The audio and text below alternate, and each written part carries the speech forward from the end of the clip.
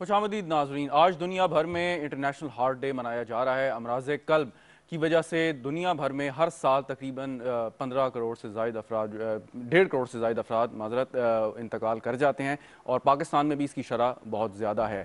इस पर बात करने के लिए आज हमने स्टूडियो में जहमत दी है जनरल अजहर कयानी साहब को। किसी तारुफ के मोहताज नहीं, पाकिस्तान के मशहूर कार्डियोलॉजिस्ट हैं। जनरल साहब, बहुत बहुत शुक्रिया तशरीफ़ लाने का।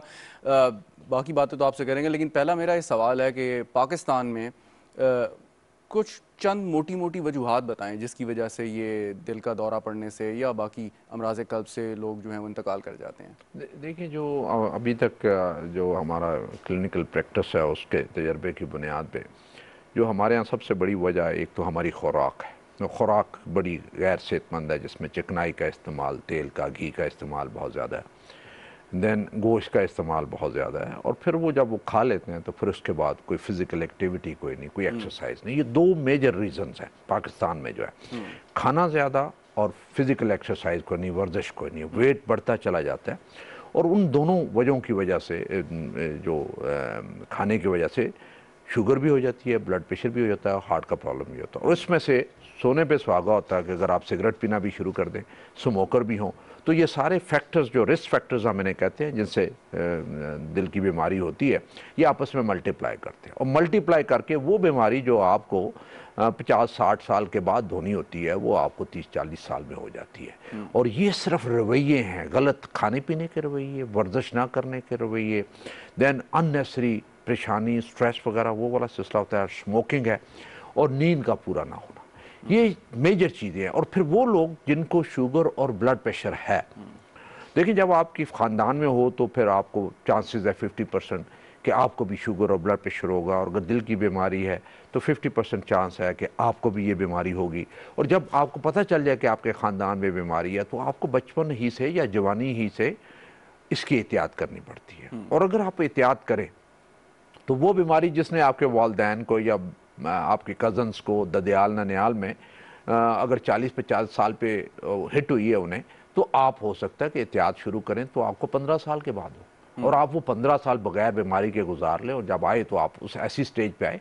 उसका मकसद ये होता है कि आपके जो अच्छे प्रोडक्टिव ईयर्स हैं शुरू के, जिसमें काम करने वाले साल होते हैं, आप कमाते हैं, अपने लिए अपने आप को इस्टेब्लिश करते हैं, फैमिली के लिए इस्टेब्लिश करते हैं, कोई बचत करते हैं, कोई घर बनाते हैं, बच्चों को एजुकेट करते हैं, ये सारी चीज़ें आप कर पाते हैं।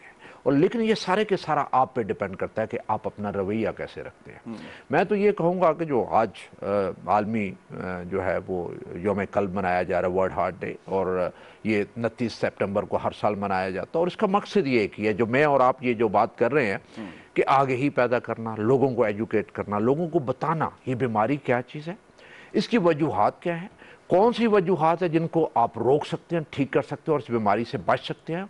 और अगर बच नहीं सकते तो कम इसकी शिद्दत को कम कर सकते हैं। आपने हज़ारों पेशेंट्स को ट्रीट किया होगा और ये जो आप बातें बता रहे हैं ये कोई नई नहीं है, आप अरसे से कह रहे हैं। लोगों में अवेयरनेस भी बहुत ज़्यादा है, पता है लोगों को अगर वो चिकनाई खाएंगे, रेड मीट खाएंगे या बाकी जो आपने बातें बताई उस पर अमल नहीं करेंगे तो ये प्रॉब्लम हो सकती है, मालूम है लोगों को, लेकिन फिर भी लोग एहतियात नहीं करते। तो इस रवैये की क्या वजह, मतलब आप डिस्कस करते होंगे पेशेंट से, क्या होती है? देखिए, रवैया तो है यह कि उस वक्त तक यकीन नहीं आता जब तक ये बीमारी आपको हिट ना करे।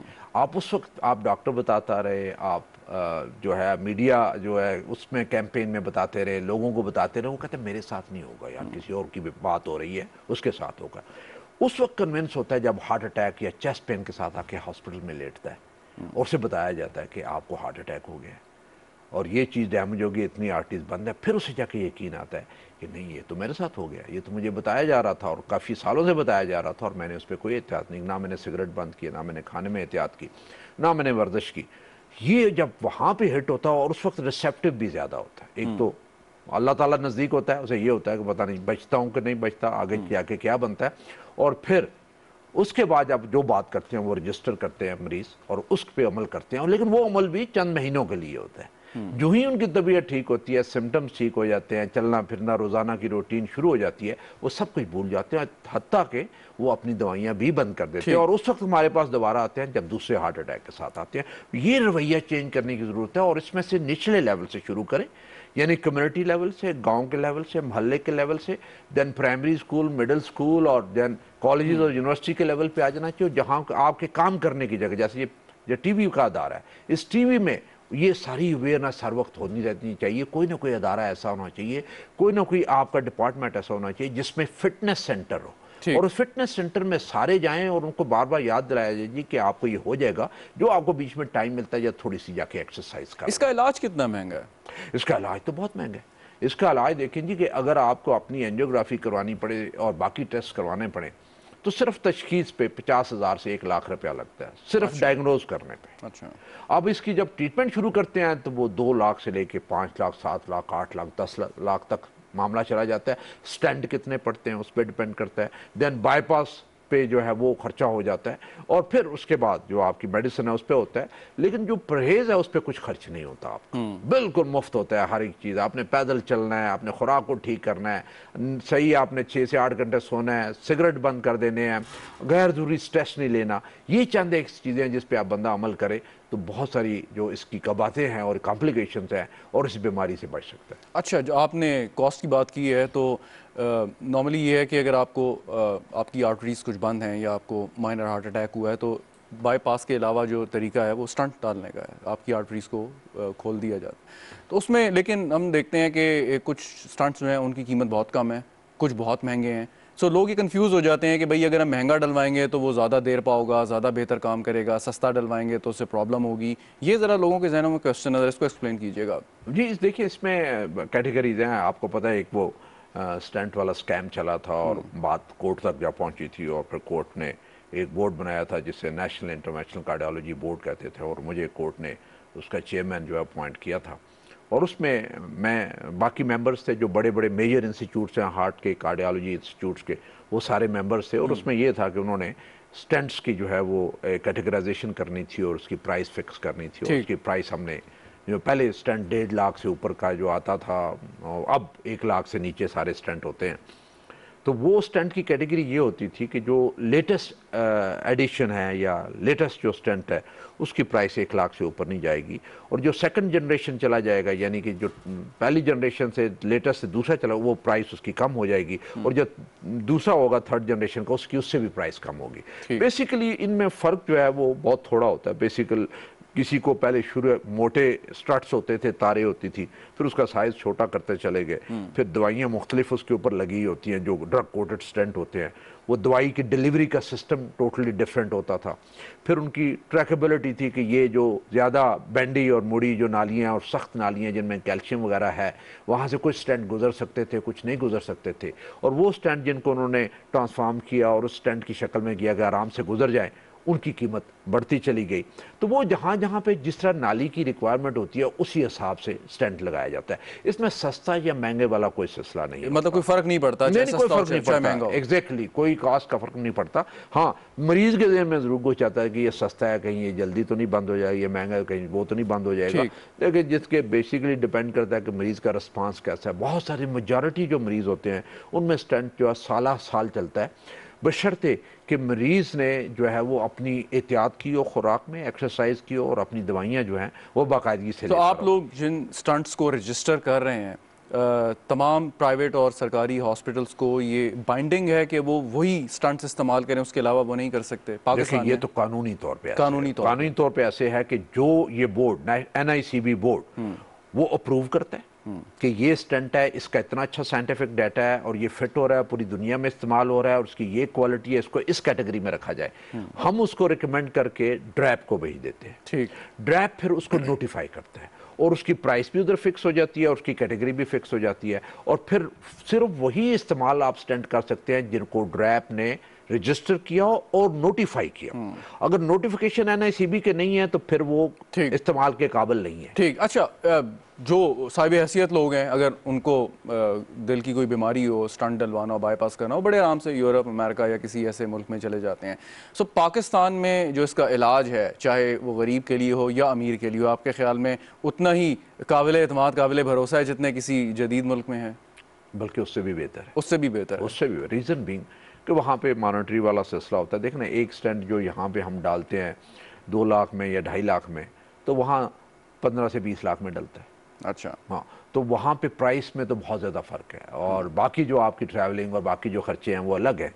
तो यहाँ पे तो लोग, यहाँ पे आपको बताऊं कि वो जो कहते हैं ना मेडिकल टूरिज़्म, हमारी जो ओवरसीज़ लोग हैं वो बाहर से, यूरोप से, अमेरिका से या मिडल ईस्ट से वो इलाज करवाने ही आते हैं कि यहाँ पे जो उनकी प्राइस होती है 1/10 प्राइस होती है, और एक घर का भी चक्कर लग जाता है और इलाज भी करवा लेते हैं आके, और सस्ता भी बहुत पड़ता है। और देन यहाँ की जो आपकी एनवायरनमेंट है वो टोटली वहाँ से डिफरेंट है। आप डॉक्टर से बात कर सकते हैं, खुल के बात कर सकते हैं, आपकी फैमिली बात कर सकते हैं, आपके रिश्तेदार होते हैं सारे बात कर सकते हैं, कोई फ़र्क नहीं है उसमें। आई थिंक बेस्ट जो पॉसिबल है, हमारे जितने इंस्टीट्यूट्स हैं और स्पेशली गवर्नमेंट के भी इंस्टीट्यूट्स और कुछ प्राइवेट इंस्टीट्यूट बहुत अच्छे हैं जहाँ पे लेटेस्ट इक्विपमेंट है, और उस लेटेस्ट इक्विपमेंट के हिसाब से ये इलाज सारा होता है, और एंजियोप्लास्टी और ये सर्जरी वगैरह सारी इधर होती है। आप एक पब्लिक सेक्टर इंस्टीट्यूट को हेड करते रहे हैं बहुत अरसे से, और जो मतलब गरीब लोग हैं जो ये लाखों रुपए खर्च नहीं कर सकते, पाकिस्तान में भी प्राइवेट हॉस्पिटल्स नहीं जा सकते, तो सरकारी हस्पतालों में आपके ख्याल में क्या वो तमाम इस तरह की सहूलियात मैसर हैं कि स्टंट भी डल जाएगा, अगर बाईपास होना है वो भी हो जाएगा?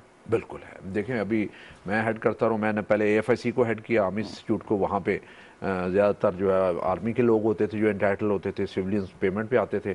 ये जो था RIC, ये टोटली लोगों के लिए, गरीब लोगों के लिए बना था। इसमें से ज़्यादातर जो होता था 90% जो है वो फ्री होते थे, और 10% जो पे कर सकते थे उनको पेमेंट पे इलाज होता था।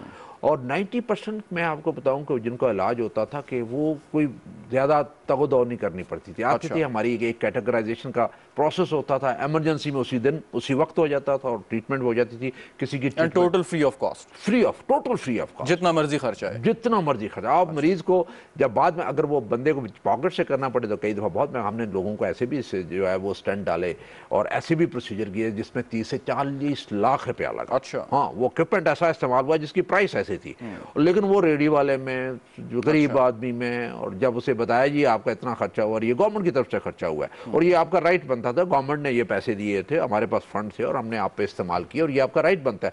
और ये जो बड़े इंस्टीट्यूट्स हैं, आई थिंक ये बहुत बड़ी नेमत है, एक आम आदमी के इलाज के लिए बहुत बड़ी नेमत है। बिछड़ते कि आपका प्रोसीजर ठीक हो, जो जाए आराम से बजाय ख्वारी के, उसकी कैटेगराइजेशन हो जाए और साथ से उसका इलाज हो जाए, और जो इमरजेंसी है उस इमरजेंसी में फ़ौरन इलाज। लेकिन आपकी बात वो बिल्कुल दुरुस्त है कि उससे पहले जो प्रिवेंशन है हुकूमत के लिए भी और लोगों के लिए वो बहुत ज़रूरी है, कि वो नौबत ही ना आए, ना इस पर खर्च भी ज़्यादा हो और उसके साथ साथ आपका हार्ट भी उसी तरह सही सलामत सेहतमंद रहे। एक अहम सवाल जो है कि कुछ बच्चों में कॉम्प्लिकेशंस हो जाती है, कुछ ऐसे सिम्टम्स के साथ होते हैं कि कुछ दिल की नालियाँ कुछ बंद होती हैं या कुछ ऐसी वॉल्व्स जो होते हैं, तो वालिदैन खासे परेशान होते हैं कि ये बिल्कुल छोटे बच्चे हैं और इनका ऑपरेशन कैसे होगा, और होता भी है, बड़ा सक्सेसफुल हो जाता है। तो उनके लिए आपकी क्या एडवाइस होगी कि उनको किस तरह केयर करनी चाहिए, क्या वाकई परेशान होना चाहिए? बच्चों की तकलीफ तो नहीं देखी जाती ना। बिल्कुल जी, ये बहुत बड़ा मसला है। मैं आपको बताऊं कि इशू तो है, और हमारे पास बच्चों की जो पैदाइशी बीमारियां, बहुत ज़्यादा बीमारियां हैं, और बच्चे हमारे पास सेंटर्स बड़े थोड़े हैं। हमारे मैक्सिमम आई थिंक 3 या 4 सेंटर है पूरे पाकिस्तान में जो बच्चों का इलाज करते हैं। जो लिस्ट है उनकी, वेटिंग लिस्ट है, बहुत लंबी है, और इसके लिए बहुत ही एक्सपर्ट किस्म के हमें बच्चों के सर्जन, कार्डियक सर्जन चाहिए। बड़ी छोटी छोटी नालियाँ होती हैं, छोटे छोटे वैल्व होते हैं, दिल का साइज़ बड़ा छोटा होता है, कॉम्प्लिकेशंस बहुत ज़्यादा होती हैं, और उसमें ख़र्चा भी बहुत ज़्यादा होता है। उसमें सबसे बेस्ट जो आपके सवाल का जवाब है वो ये है कि जो ही बच्चा पैदा हो, बड़ा ज़रूरी है, चाहे गरीब के घर बच्चा पैदा हो, चाहे अमीर के घर बच्चा पैदा हो, एक तो नॉर्मली तो तरीका ये है कि अस्पताल में पैदा हो तो उधर ही डॉक्टर देख लेता है, स्टेथोस्कोप लगा के, टूटी लगा के, जी कि कोई सुराख तो नहीं है, कोई मरमर तो नहीं है, बच्चा नीला तो नहीं हो गया, कोई पैदाइशी तौर पर बीमारी तो नहीं। अगर घर में पैदाइश हुई हो तो उनको चाहिए कि चंद दिनों के बाद, 1 महीने के बाद जाके डॉक्टर को, बच्चों के डॉक्टर को ज़रूर दिखा दें, वो स्टेथोस्कोप लगा के ज़रा देख ले कि बच्चे को कोई पैदाइशी बीमारी या कोई मरमर तो नहीं है। अगर है तो फ़ौरन फिर दिखा के, कुछ का इलाज फ़ौरन अगर किया जाए तो बच्चा बच जाता है, कुछ का अगर लेट कर दिया जाए तो बच्चा या तो सर्वाइव नहीं करता या उसकी कॉम्प्लिकेशंस इतनी ज़्यादा होते हैं कि हार्ट फेल या बढ़ जाता है, जो बाद में काबिल इलाज नहीं रहता। तो ये बड़ा ज़रूरी है। और अगर एक सिस्टम ये कर दिया जाए कि वो बच्चे जो कि स्कूल में जाना शुरू करते हैं, चाहे वो प्री नर्सरी है, नर्सरी है, KG है, जाने से पहले एक दफ़ा मेडिकल बच्चों का हो जाए। बहुत सारी बीमारियां पैदाइशी तौर पे ऐसी होती हैं जो डायग्नोज नहीं हुई होती, डॉक्टर ने देखा नहीं होता, तो जब स्कूल में एंटर होते हैं तो जब वो डॉक्टर देखता है तो कोई जो भी बीमारी है, चाहे दिल की बीमारी हो या कोई और बीमारी हो, उसका पता चल जाता है। इसी पे एक सवाल ये है कि किसी बड़े शख्स का, बालिग शख्स का अगर कोई ट्रांसप्लांट होता है या ऑपरेशन होता है, तो उसकी केयर थोड़ी आसान है कि वो मेडिसिन भी खुद खा सकता है, वॉक भी ज़रा कर सकता है। जो बच्चे हैं, इन्फेंट हैं या थोड़े ज़्यादा उम्र के हैं, उनके साथ जो पोस्ट ऑपरेशन केयर है वो कैसे करनी चाहिए? बहुत ही मुश्किल है, मुश्किल, बहुत मुश्किल है, और उसमें से स्पेशल ट्रेन स्टाफ होता है। आपकी नर्सेस स्पेशली ट्रेन होती है, आम नर्स जो है उनको हैंडल नहीं कर सकती, उसमें उनको ट्रेन करना पड़ता है। और हमारे शुरू में आई थिंक जब AFSC में थे तो नर्सेज को हमने बाहर भेजा था, इंग्लैंड भेजा था, लंदन भेजा था, और वहाँ से वो पूरा कोर्स करके आई। और फिर उसी अरसे में हमारे पास मुख्तलिफ बच्चों की टीमें आती रही, सर्जन्स की भी और फिजिशियंस की भी, और वो उनके साथ नर्सेज भी आती रही, एनेस्थीसिया वाले भी आते रहे। वो सारी ट्रेन करते रही कि इंटेंसिव केयर कैसे करनी है, पोस्ट ऑपरेटिव केयर कैसे करनी है, सर्जरी जब हो जाए तो बच्चे को कैसे लुकआउट करना है। ये जब एक दफ़ा ट्रेन हो जाए तो फिर इसका रिजल्ट टोटली डिफरेंट होता है, और इसका एक बच्चे पे एक नर्स होती है।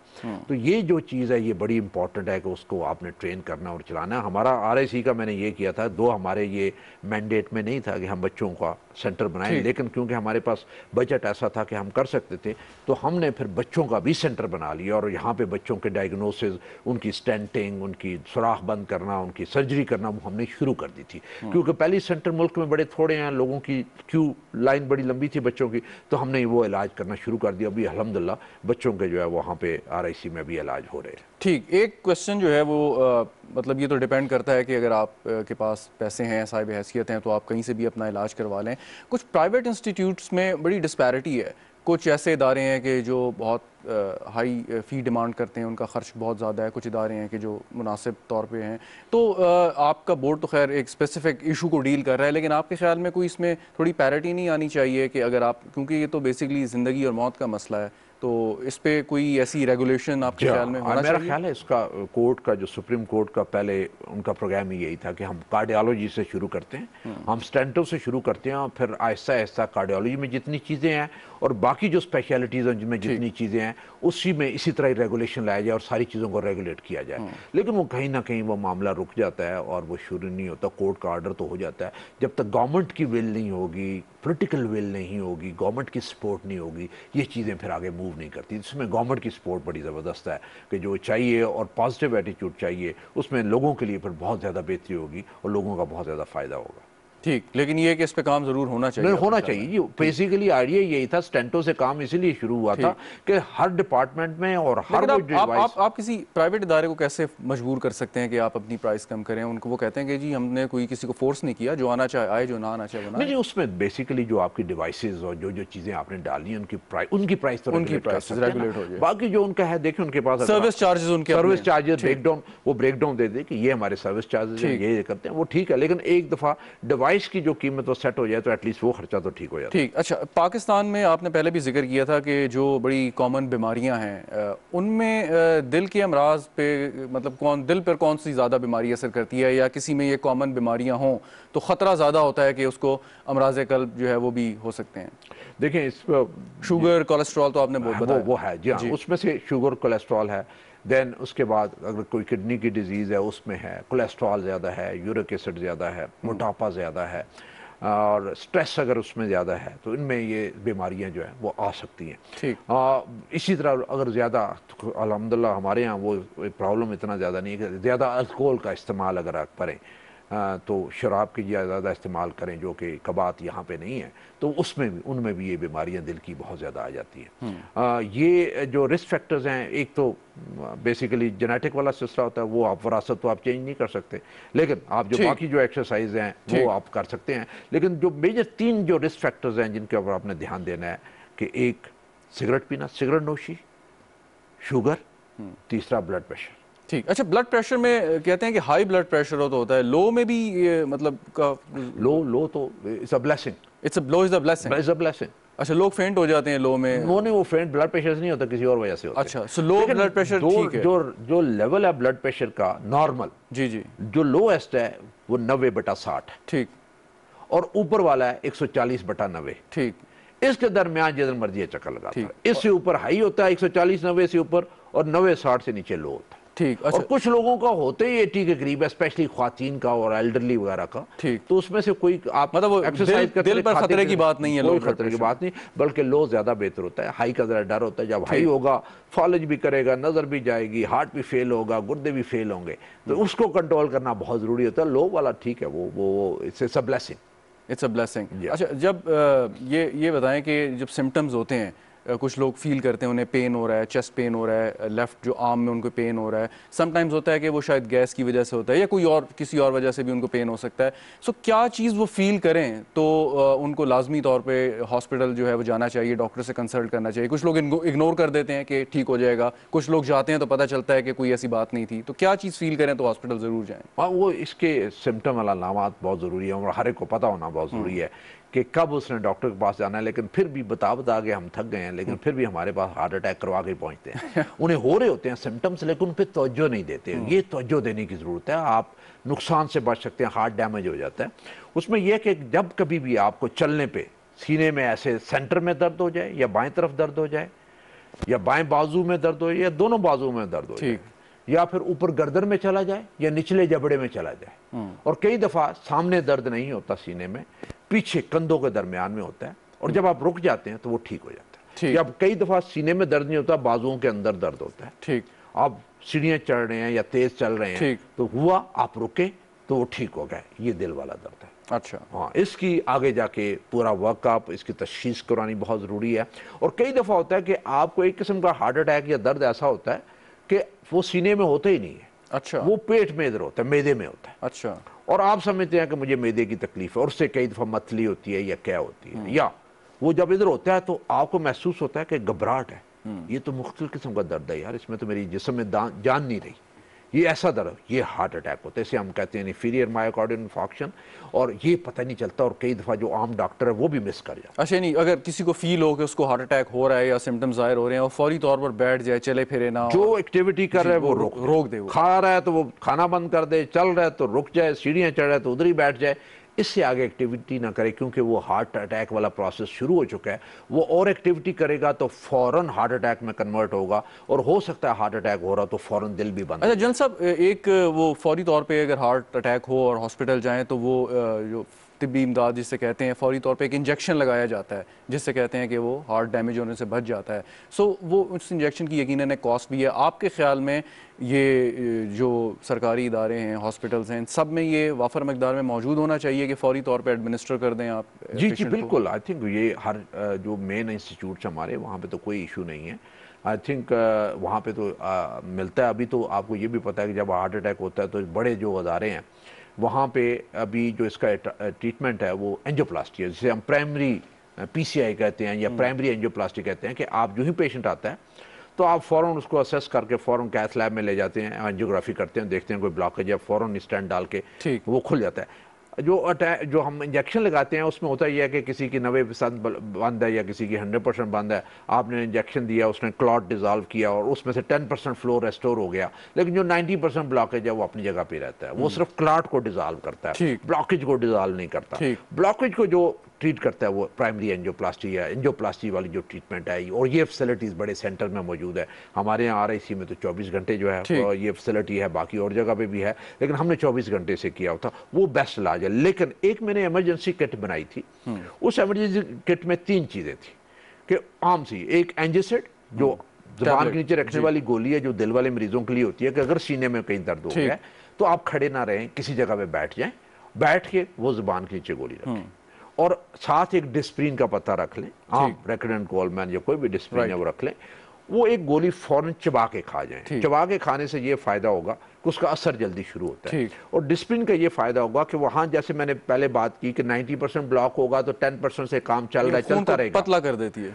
वो जो 10% के ऊपर आके एक क्लॉट बैठ के उसको 100% बंद करके हार्ट अटैक करती है, जिससे हो सकता है डिस्प्रिन उसे जाकर डिजॉल्व करे, वो 10% फ्लो शुरू हो जाए और आपका हार्ट अटैक खत्म हो जाए, या हो तो उसका नुकसान कम हो। और तीसरी जो चीज़ है उसमें पैच, डेफिनेट पैच प्लास्टर एक होता है जो आजकल पाकिस्तान में पिछले 2-3 साल से नहीं मिल रहा, वो सीने के ऊपर लगा देते हैं, बाईं तरफ लगा देते हैं। उसमें से मेडिसिन होती है जो नालियों को खोलती है, और वो 24 घंटे की लगा देते हैं, और ये इमरजेंसी ट्रीटमेंट शुरू हो जाता है। उसके बाद फिर आप अस्पताल का रुख करें, ताकि वो जो शुरू का टाइम है, जो बड़ा इंपॉर्टेंट टाइम है, हर सेकंड और हर मिनट मैटर करता है, वो बच जाए और आपको डैमेज ना हो। अपना घर से इलाज शुरू हो गया, आप अस्पताल में पहुंच, यानी अगर वो पैच नहीं भी मिल रहा तो कम से कम डिस्प्रिन और इंजेक्शन वो जरूर ले लें। बिल्कुल ठीक, बहुत बहुत शुक्रिया जनरल अज़हर कयानी साहब, हमारे साथ आप मौजूद थे। नाजरीन, इंटरनेशनल हार्ट डे पर गुफ्तगू जनरल साहब हमें अपनी कीमती राय से आगाह कर रहे थे। तो एक लुबे लबाब यही कि प्रिवेंशन जो है वो इट्स अ बेस्ट स्ट्रैटेजी। अगर आप अपना ख्याल रखेंगे और जो उन्होंने हिदायत दी उस पर अमल करेंगे तो वो नौबत ही नहीं आएगी कि आपको हार्ट अटैक की तरफ आप जाएँ और आपको हॉस्पिटल का रुख करना पड़े।